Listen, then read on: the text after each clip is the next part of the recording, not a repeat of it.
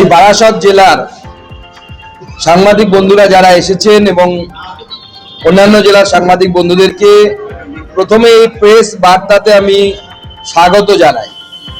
আজকে আমাদের এই উত্তর 24 পরগনা ক্ষেত্র, যার মধ্যে 4টি সাংগঠনিক জেলা বা 4টি লোকসভা পড়ে, বারাসত, তার সাথে ব্যারাকপুর, তার সাথে বনগাঁ এবং বসিরহাট, এই 4টি লোকসভার বা এই ক্ষেত্র নিয়ে গঠিত এই ক্ষেত্র, সেই ক্ষেত্রে চার্জশিট আজকে আমরা পেশ করছি।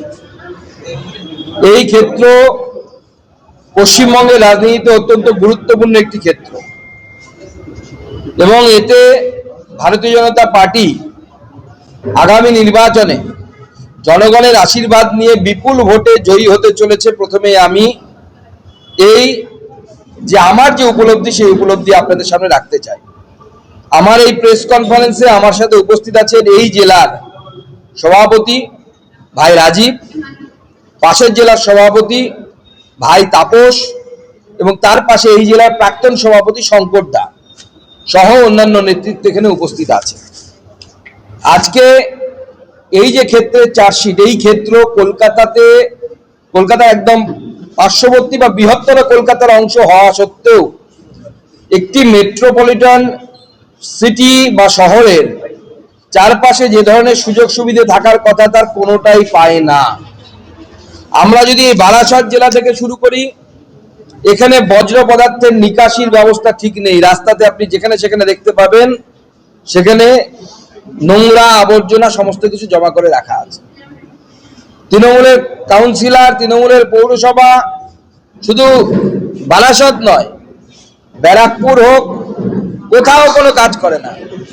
উল্টে আমরা ব্যারাকপুরে দেখেছি একজন কাউন্সিলর একজন 81 বছর বয়স্ক বৃদ্ধকে তাকে পর্যন্ত মেরে ফেলেছে। পরে তৃণমূল বাধ্য হয়েছে মুখ রক্ষা করার জন্য তাকে সাসপেন্ড করার জন্য, দল থেকে সাসপেন্ড করেছে। দেখবেন ভোটের সময় ওই কাউন্সিলর আবার তৃণমূলে ঢুকে গেছে, বিনা সাসপেনশন উঠিয়ে কাজ করবে। 2, এই বিস্তীর্ণ এলাকায়, বিশেষ করে এই বারাসত জেলায় অনিয়ন্ত্রিত ট্রাফিক ব্যবস্থা। আমি মাঝে মাঝে এই রাস্তা দিয়ে যাই। আমাদের জানেন আপনারা যে সামনে একটা পাইলট থাকে রাজ্য সরকারের তরফ থেকে, তারপরেও যতটা টাইম লাগে সাধারণ মানুষদের অসহ্য যন্ত্রণা ভুগতে হয়। সেই চাপাডালির মোড় হোক বা ডাকবাংলো মোড় হোক বা সামনের দিকে রেলগেট হোক, বারাসত কলেজের সামনে, এই পুরো জায়গাটা কনজেস্টেড এরিয়া এবং এই কনজেস্টেড এরিয়ায় আমাদের লোকজন, তারা সমানে পথচারীরা এখানে এর সম্মুখীন হয়। আমরা যদি দেখি প্রত্যেকবার ফি বছর বন্যার সময় বারাসত হোক, ব্যারাকপুর হোক বা আমাদের অশোকনগর থেকে শুরু করে বিস্তীর্ণ এলাকায় আমরা দেখেছি সেখানে জল জমার মতো ঘটনা ঘটে। যে কলকাতা হাইকোর্টের স্পষ্ট নির্দেশ থাকা সত্ত্বেও বিএলওদের নিরাপত্তার কোনো ব্যবস্থা করা হয়নি। তারপরে দক্ষিণ 24 পরগনা সহ হুগলি, উত্তর 24 পরগনা সরকারি দপ্তরে কিন্তু সংঘর্ষের মতো ঘটনা ঘটেছে। অর্থাৎ আমরা উত্তর 24 পরগনায় আছি, উত্তর 24 পরগনার বিভিন্ন বিডিও এবং এসডিও অফিসে কিন্তু ঘটনা ঘটেছে, এই ধরনের হিংসাত্মক ঘটনা ঘটেছে, যা প্রমাণ করছে যে তৃণমূল কংগ্রেস বিএলওদেরকে ভয়ভীত করার চেষ্টা করছে। আমরা দেখেছি এই উত্তর 24 পরগনারই একজন গরিব রাজমিস্ত্রি, সে বিদ্যুৎ পৃষ্ঠ হয়ে তার মৃত্যু হয়েছে এবং সেটা ব্যর্থ প্রশাসনের একটি জ্বলন্ত উদাহরণ। আমরা দেখেছি যে তোলাবাজির জুলুম সহ্য করতে না চাওয়ায় অকল্যান্ড যে জুট মিল, সেই জুট মিলের যে ম্যানেজার, সেই ম্যানেজারকে গিয়ে তৃণমূলের নেতারা এবং স্থানীয় যারা দাদা আছে সেই দাদাদের হুমকি চুমকি, তার ফলে অকল্যান্ড জুট মিল বন্ধ হয়ে গেছে। 4000 লোক কর্মসংস্থান হারিয়েছে, 4000 লোকের কর্মসংস্থান হারিয়েছে। আমাদের এখানে এই বিভাগে এমন একজন বিধায়ক আছে, বিধায়ক না হিন্দি সিনেমার ডন বোঝা যায় না, মোটা সোটা বিধায়ক, গলায় মোটা সোনার চেন পরেন, বসিরহাটে গিয়ে কয়েকবার হেরে তারপরে এখানে এসেছেন, জিতেছেন। তার তো গরু পাচার থেকে শুরু করে নানা জায়গায় নানা রকম নাম শোনা যায়। নাম না সুনাম না দুর্নাম বলবো সেটা আপনারাই জানেন। রিসেন্টলি একটি প্রোগ্রামে উঠে তিনি যে ধরনের চটুল কটূক্তি এবং অঙ্গভঙ্গি করেছেন, তাতে বোঝা যায় যে ভদ্রলোকটা প্যাকেটে অ লিখে রাখবেন একটি ভদ্রলোক প্যাকেটে অ, যিনি মুক্ত মঞ্চে এই ধরনের কাজ করতে পারেন, বন্ধ দরজার ভিতরে তিনি কত তৃণমূল কংগ্রেসের মহিলাকে দিয়ে পিঠেপুলি খাওয়ার ব্যবস্থা করেছেন সন্দেশখালীর মতো, আমার যথেষ্ট কিন্তু এই বিষয়ে প্রশ্ন আছে। আপনারা আমার থেকে ভালো জানবেন, স্থানীয় মানুষ। তৃণমূল কংগ্রেসের মহিলা কর্মীদেরকে বলবো, সম্মান নিয়ে থাকুন। বিজেপি সরকার আসছে, আপনাদের সম্মান বাঁচানোর দায়িত্ব বিজেপির। এই সমস্ত নেতা যারা মহিলাদের সম্মান নিয়ে চিরিমিরি খেলে, যারা সন্দেশখালীর মতো মহিলাদেরকে পিঠে বানাতে পার্টি অফিসে ডাকে, তাদের পিঠটা শক্ত করে রাখতে বলুন। বিজেপি আসছে, তাদের পিঠে দেওয়ার ব্যবস্থা হবে। তৃণমূল কংগ্রেসের সরকার চলে যাচ্ছে, সেটা আমরা দেখতে পাচ্ছি। আমি আপনাদের এই বিভাগের যে বিষয়গুলো বললাম, তার সাথে সাথে বাংলার সার্বিক পরিস্থিতি নিয়ে আমরা বলতে চাই। এসআইআর এখন চলছে, এই এসআইআর কে প্রভাবিত করার জন্য কি ধরনের ব্যবস্থা হচ্ছে আপনারা দেখুন। আপনাদের কাছে একটি গুরুত্বপূর্ণ তথ্য তুলে দিচ্ছি। আপনারা জানেন যে সুপ্রিম কোর্ট তার রায়ে, যে রায়ের ডেট,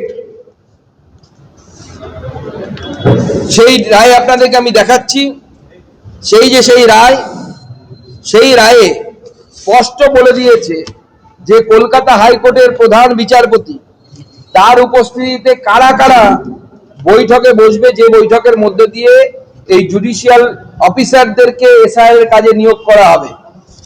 আমি 8 নম্বর প্যারা থেকে অর্ডার এসেছিল 20/2/2026, 20 তারিখে ফেব্রুয়ারিতে। সেই রায়ের 8 নম্বর প্যারা থেকে পড়ছি এবং আপনাদেরকে 8 নম্বর প্যারাটা আমি দেখাচ্ছি। তাতে পরিষ্কার বলছে, আমি গোটাটা না পড়ে অংশটুকু পড়ছি। We direct the chief electoral officer along with one authorized senior officer of ECI, Chief Secretary, Director General of Police of the State Government, and in presence of Learned Advocate General of the State and the Learned Additional Solicitor General in Calcutta High Court, to hold a meeting with Honorable Chief Justice tomorrow, that is 21st February 2026। অর্থাৎ কিভাবে এসআইআরটা হবে, the modalities, আমি প্রথম লাইনটা পড়ছি, since the modalities will have to be evolve at the high court level, we direct বলে কারা কারা থাকবে তাতে বলা হয়েছে। আপনাদেরকে নাম পড়লাম, আবার বলে দিচ্ছি। চিফ ইলেকটোরাল অফিসার এবং তার একজন প্রতিনিধি উপস্থিত থাকবেন, chief secretary state of West Bengal, director general DG police তিনি উপস্থিত থাকবেন স্টেট গভর্নমেন্টের, আর অ্যাডভোকেট জেনারেল থাকবে স্টেটের, এবং learned additional solicitor general Calcutta high court তারাও থাকবে। এর বাইরে কেউ থাকবে না। আমি বিশ্বস্ত সূত্রের কাছ থেকে খবর পেয়েছি, গতকাল যে মিটিং হয়েছে সেই মিটিংয়ে মনোজ পন্থ উপস্থিত ছিল। আমার প্রশ্ন, মনোজ পন্থ তার কোন পদাধিকার বলে এই মিটিংয়ে উপস্থিত থাকেন? তার উপস্থিতি সম্পূর্ণরূপে বেআইনি, কারণ তিনি চিফ সেক্রেটারি নেই এখন। এইভাবে যারা আনঅথরাইজড পারসন, তাদেরকে এই মিটিংয়ে উপস্থিত করে ক্যালকাটা হাইকোর্টের চিফ জাস্টিসের উপরে প্রেসার তৈরি করার চেষ্টা তৃণমূল কংগ্রেসের সরকারের পক্ষ থেকে হচ্ছে। এবং আমি মহামান্য সুপ্রিম কোর্টকে আপনাদের মাধ্যমে আবেদন জানাবো পুরো বিষয়টি তদন্ত করে দেখতে। যদি সুপ্রিম কোর্টের ঠিক করে দেওয়ার সূচি, যে সূচি আপনাদের সামনে আমি পড়ে দেখালাম, ছবি দেখাচ্ছি, এই সূচির বাইরে অন্য অফিসাররা মিটিংয়ে অংশগ্রহণ করে থাকেন, তাহলে তাদের বিরুদ্ধে ক্রিমিনাল অফেন্স হিসেবে গণ্য করে তাদের বিরুদ্ধে ব্যবস্থা করা উচিত সুপ্রিম কোর্টের, এবং এফআইআর করা উচিত। মনোজ পন্থের বিরুদ্ধে এফআইআর করা উচিত এবং এফআইআর করে তাকে গ্রেপ্তার করা উচিত। আমাদের দাবি স্পষ্ট। এইভাবে চলতে পারে না।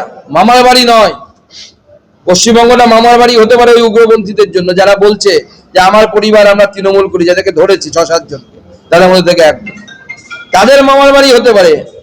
তারা তাই মামা বাড়ি যাই করে ওপার থেকে এপারে এসে বসে পড়ছে এই বাংলাদেশ থেকে, কারণ তাদের মামারা বসে আছে এখানে। এটা চলতে পারে না, আমরা চলতে দেব না। আমাদের প্রেস কনফারেন্স আমরা এখানেই শেষ করছি, চার্জশিট এখানেই শেষ করছি। এরপর যদি আপনাদের কোনো প্রশ্ন থাকে, আমি এবং আমার সাথীরা যারা আছে, আমাদের জেলা সভাপতিরা, তারাও।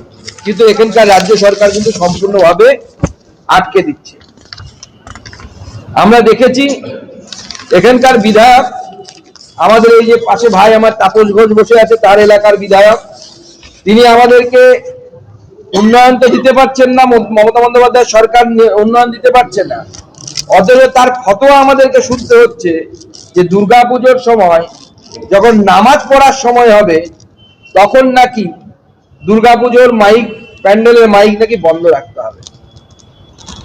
এই ঘটনা কোন একটি বিচ্ছিন্ন ঘটনা যদি আপনাদের মনে হয় তাহলে আপনারা মূর্খের স্বর্গে বাস করছেন। গতকাল কলকাতার সন্নিকটে অ্যাকোয়াটিকাতে ঠিক এই ধরনের ঘটনা ঘটেছে। আগে থেকে একটি গানের প্রোগ্রাম, যা কোনো একটি বেসরকারি সংস্থা বা কেউ করছিল, আমার জানা নেই কারা করছিলেন, তারা পুলিশি পারমিশন নিয়ে অ্যাকোয়াটিকাতে মাইক বাজিয়ে একটি প্রোগ্রাম করছিলেন।